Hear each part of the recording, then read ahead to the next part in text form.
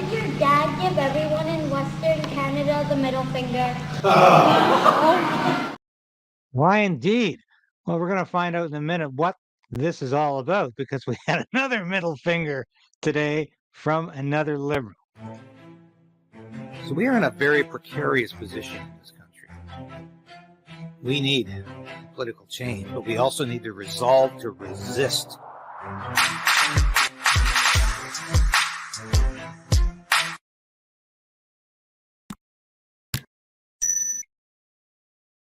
Hi, welcome back.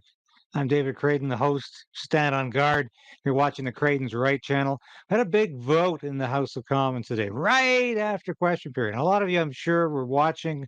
I did the broadcast live during question period, waited until this big vote on the carbon tax pause. It wasn't another axe the tax vote, as some people were saying, but it was a vote to expand Trudeau's 3-year carbon tax exemption to more than just home heating oil and include natural gas and propane. So the rest of the country can at least get a little bit of relief. Now, this was a conservative motion introduced by opposition leader Pierre Poilievre, and as expected, it didn't pass. But there were some really unexpected things happened today, and we're going to watch what that was right now. Cambridge. Mr. Johari. Mr. Johari. Mr. Long. Mr. Long. Mr. Longfield. Mr. McDonald Avalon. Mr. Morrissey. Now, you see the guy being circled there? That's Ken McDonald, the Liberal MP from Newfoundland, technically Avalon. Now, ironically, Ken McDonald has voted with the Conservatives on 2 other occasions to axe the carbon tax. But it looks like Mr. McDonald got what he wanted from Justin Trudeau when Trudeau exempted Atlantic Canada from the carbon tax as far as home heating oil goes. And there was talk that the Conservatives were asking Ken McDonald to cross the floor to the Conservative side. And it looks like McDonald gave his answer today.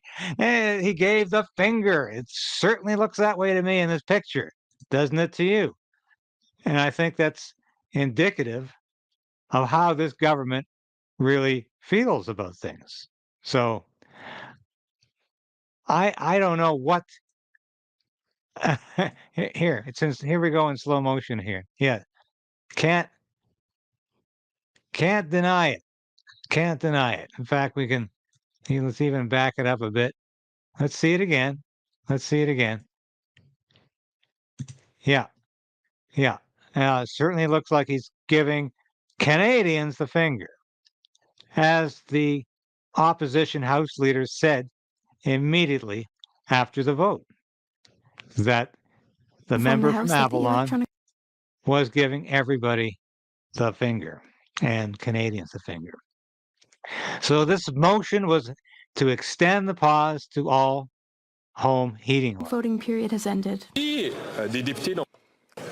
pour 135, 135. Nays contre 186, 186. I declare the motion defeated. Rising on a point of order. Order, I recognize the Honourable House Leader.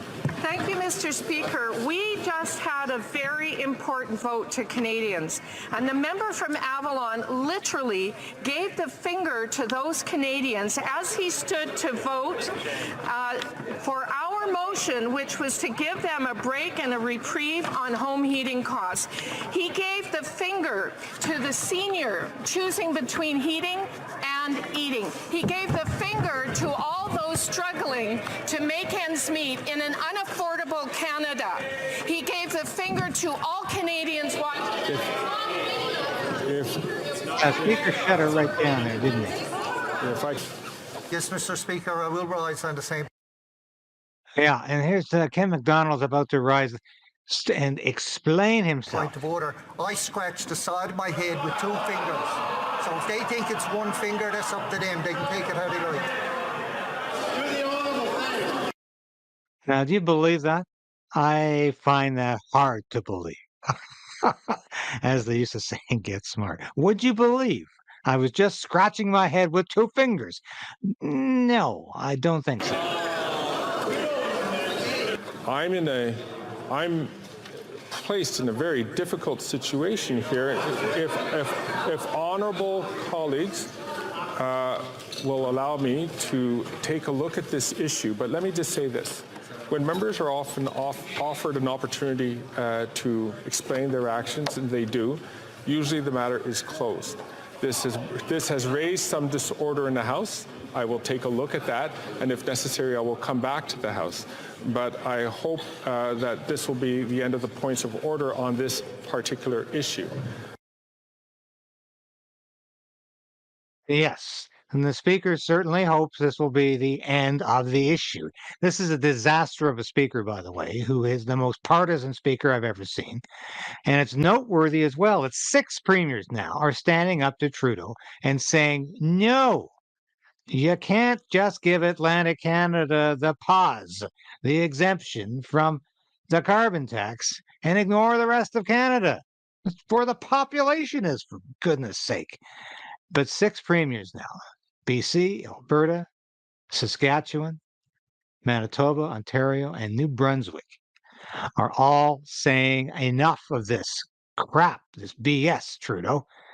And Trudeau is just absolutely encircled by political opponents now, by his political foes.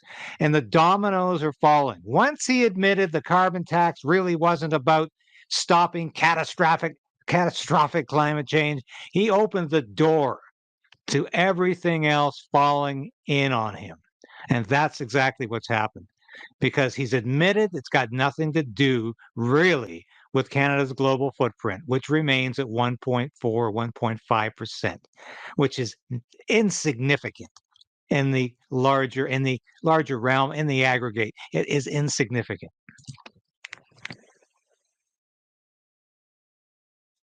So, that is what we are up against here, is a prime minister who is essentially against everything now. Now, why is this significant beyond today, historically? Because Justin Trudeau's father was well known for giving the finger at a train stop in British Columbia. He gave the finger to protesters outside of his train window. And it was very well remembered. People remember this. And certainly if you went through that campaign, Trudeau was at the nadir of his popularity at that point. And it was a very trying time economically for Canada, huge interest rates. And this topic came up at a session when Trudeau was addressing a school in Calgary. Leave it to the kids in Calgary. They remembered this. Their parents had told them about the time the elder Trudeau had gave his finger not only to British Columbia, but to the entire West.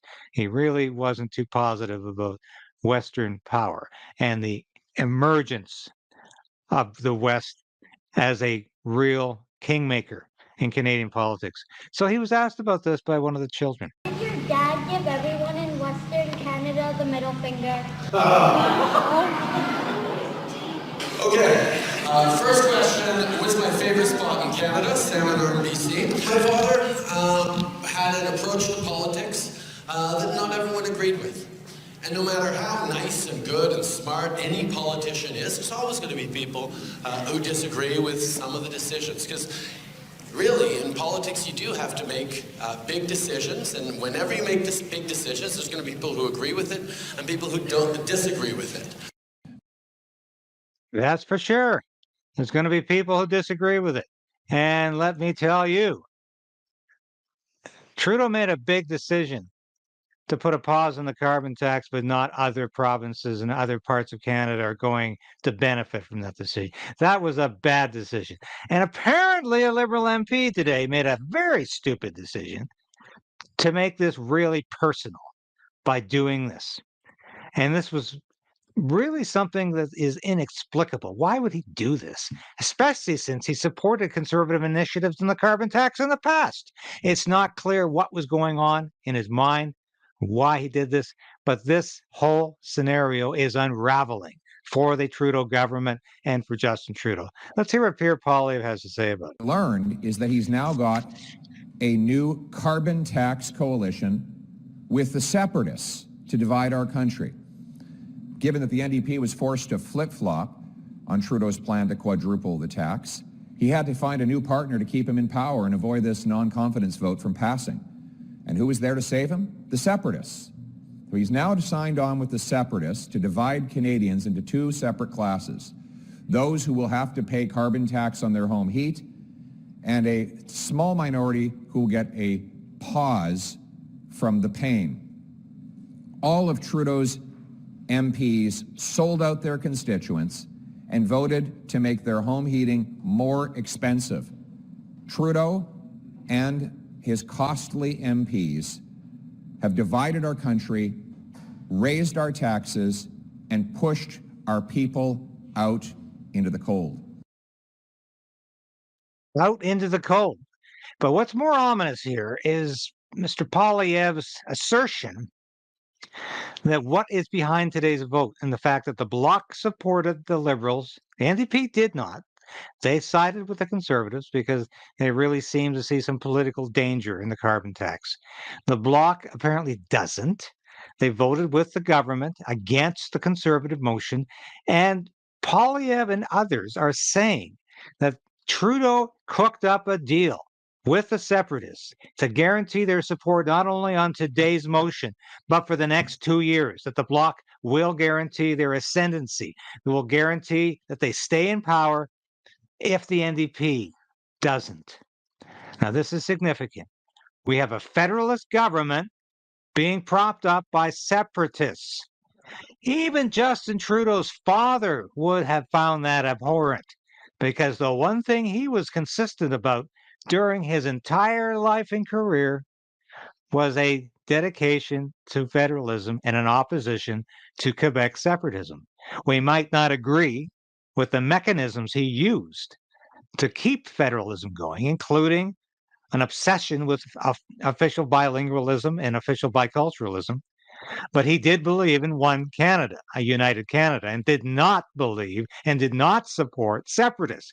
Justin Trudeau is so ravenously hungry for power that he will accept and he will go out of his way to seek the support of separatists to keep his government in power. And that really is disgusting. Not just for what happened today, but if they prop up this government against the will of Canadians, it is an absolute disgrace. And you have to wonder what this country's coming to when a block of separatists, a bunch of blockheads, can prop up an unpopular, authoritarian, dictatorial, liberal Trudeau government. Because this is unacceptable. And if this is what happened today, my God, help us. We need it. Anyway, that's the latest in Parliament Hill. Hope you've enjoyed the drama today, but believe me, this is by no means the end of the carbon tax debate.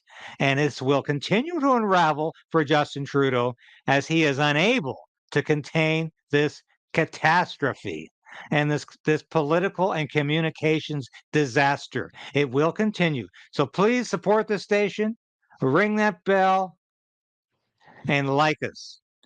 And we will continue. We'll be back tomorrow with an interview with the former Agriculture Minister, Jerry Ritz, to talk about how Trudeau is starving us and freezing us out. Thanks for watching today. I'm your host, David KRAYDEN, and you've been watching Stand